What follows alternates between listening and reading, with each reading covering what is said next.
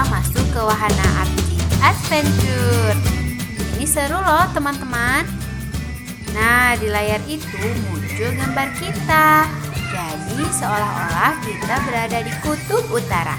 Dan di sana juga muncul binatang-binatang menghampiri kita, seperti ikan paus, beruang kutub, dan penguin.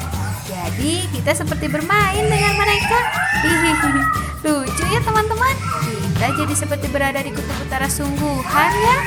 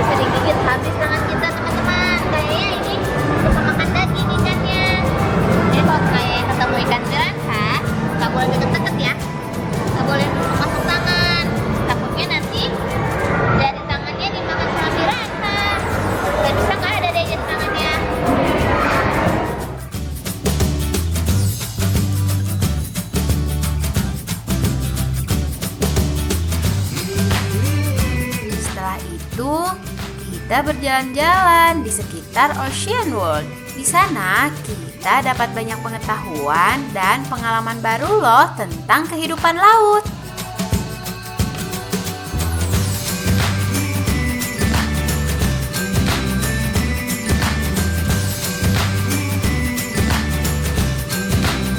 Nah, Kak Yaya sedang mengendarai kapal selam nih teman-teman. Keren kan?